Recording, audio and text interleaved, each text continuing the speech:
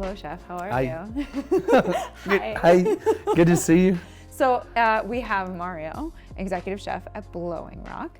You have been there for One season. one season. I mean, brand new. Yeah. How's it going? It was good. It Yeah. was a lot.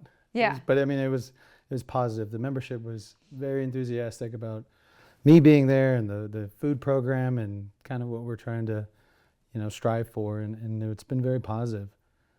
Challenges, a lot of differences from where, from here at Cool Asia to where we were at Myers Park. And, I think it's moving forward.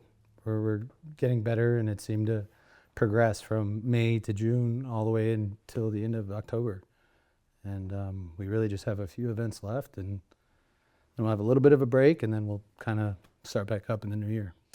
This is your first time as executive chef. You've been an executive sous chef under Scott Craig. You've had incredible mentors over the course of your career. I'm very fortunate. Sean Loving. I mean, you've really worked for some of the greats out there. So how has that experience primed you for this role? I think, Chef Scott and I have had a lot of conversations about my role here and what that looked like. And, now I've gained so much more perspective of kind of stepping into that new role and how much I appreciate all the things, the good or the bad, and times where I may have been frustrated or, and what growth has looked like, looking back on it now, because I feel like I was primed, I was ready. It was still scary at times, but no, we made it through it, and it seemed like, okay, I can do this. And How did you know you were ready? I didn't. I still don't know. Okay. But no, I think I think it was scary and it was intimidating because you've had this singular goal. At least I've had this singular goal for so many years, and now that you get this opportunity, it's like, well, what if I don't? What if it doesn't work out? And all I wanted was just to make good food, and for everybody to accept it and be enthusiastic about what we were doing, and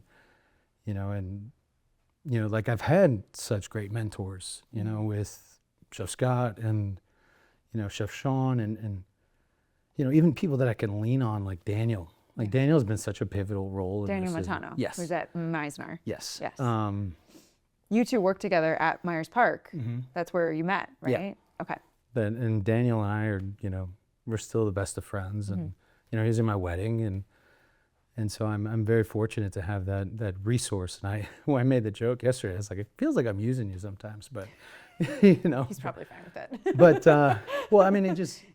it wasn't long ago that he was right there too. Yeah. And that he's experienced some of these things that I've been going through, or he may be experiencing at Meisner and now, and so I've had these great contacts that I can reach out to, and and they're always willing to pick up the call and help me through things and give me guidance and share some of that wisdom that they have. Because I think equally, when we came here to Cool Asia, it was you want to do well, you want to impress, you want to implement a program that is a reflection of who you are and where you come from. And so it's been great, challenging, but absolutely wonderful. The membership they've been so accepting, and they've been enthusiastic, and we've done weddings and wine dinners and some formal dining events and all kinds of different buffets and golf events and a la carte, and and it feels like we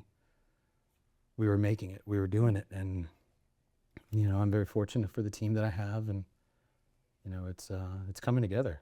So with the experience of having worked with and for and alongside so many of these wonderful culinarians, how do you find yourself now becoming that person to your team? And I think that was a big challenge, because it's, I want to be a good chef. I want to be a good mentor. I want to be able to give back, even if it's a fraction.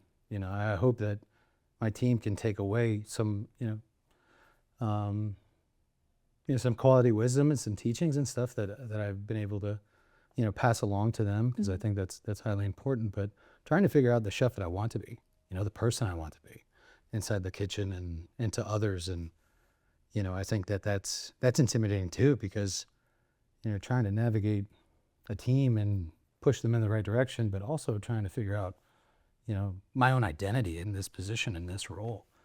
And so that's been a challenge, but I think that, the best thing I've done or been able to do is try to be genuine, and try to be myself and nobody else, and run this race, and, and just do my part and be present, and try to be approachable, try to guide, try to lead and teach, and along the way, As executive chef, the responsibilities change significantly. You're less hands-on, maybe, probably still hands-on knowing you, but because you love the food aspect of it, but there's more managing, there's more leading, there's more administrative elements to it, probably. Yeah. Yes? Certainly. How's that part of it going? I mean, and I think that's been an adjustment as well. I think, and that's kind of where I talk to, Chef Scott a lot, about that new perspective. Yeah. Of that, I can't be everywhere all at once. We have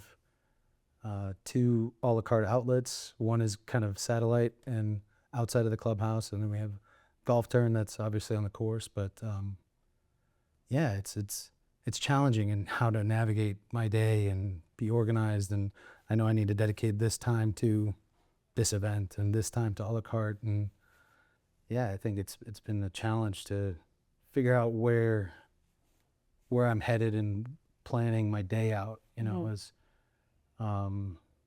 where I can dedicate my time and how it can be most impactful and positive. So Now you have 1 season under your belt. What will you change going into your 2nd season? Well, I think it's just providing structure and stability. I think my biggest goal was to have a positive impact, like an immediate impact on the food and the overall, program. And once we kind of got that, and we delivered on buffets and, the welcome back party and the autumn cocktail, the kind of send off party, and we've seen positive feedback and, through and through. Next year, I think it's just providing more structure, more stability, try to kind of provide more operating procedures that can be, that can provide structures to, the sous chefs and to the line level staff. And the biggest challenge is staffing, and we've leaned heavily on the college at App State. Great group of kids, but they're not H2Bs. They don't have years of experience. They don't have, there's a local community college culinary program, but it's not as heavily involved in the community like a Johnson & Wales or CPCC that we had in Charlotte. And so I think, navigating and trying to get the right people in and trying to provide structure and guidance to these, some of these individuals that don't really have a whole lot of cooking or, culinary experience, and to be able to provide them so that we can gain consistency and, familiarity between week to week and person to person, that, trying to cross-train to somebody on grill to be on pantry, or somebody that can be helping out in banquets one day, and, even our purchaser, might step in and help out. So, I mean, it's been great, and they're willing and they're optimistic, and very fortunate for my first season to have such a good group and core that they've been so involved in and enthusiastic about what we're doing. And your executive sous chef is here. Yes. So Laura. Tell us about Laura. Laura is a beast. She does not mess around. Very, very fortunate to have her. She applied and she told me, she's like, I didn't think I was going to get it. And Why? then, I don't know. I really don't. But she went through the H2B program, and now she's in the process of working through her citizenship, and she's amazing. She's worked with really big operations out in like Arizona, and she's worked with Ryan Turcott, who's actually at Grandfather Country Club just down the road from us. And he reached out to me and was, he said, this I think would be a good fit for you. I worked with her here, and I think that this is the person that you need. And sure enough, he was exactly right.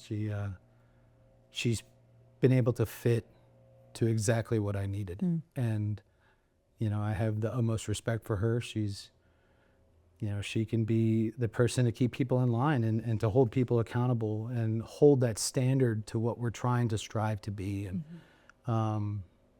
And she comes through, you know, it's, and she's wonderful. And, you know, I'm fortunate that she's here because, you know, she's gotten to meet Chef Scott and Chef Daniel and, you know, Andrew Hoppala and all these other great attendees that are here. And she's working with Lance Cook on the pasta dish right now. And she's like, I don't want to work with you, Chef. I work with you all the time, you know. She's out. Yeah. And so I was like, no, that's exactly what I Yes. want. Yes. Is for her to Absolutely. kind of, you know, put herself out there Yeah. and get involved and do. That's the whole Yes. purpose to this. Yes. Is to kind of network and to work with these other chefs and create that dialogue, Yeah. you know. And so, yeah, very, very lucky to have her. Very fortunate that Chef was, you know, accepting and say, you know, hey, bring her out. We'd love to Yeah. have her. And so thank you as well, because this is something that she's probably never done before and, you know, hasn't had quite the experience like this. So, Absolutely. you know, it's huge. Well, thank you so much for joining us Thank today. you.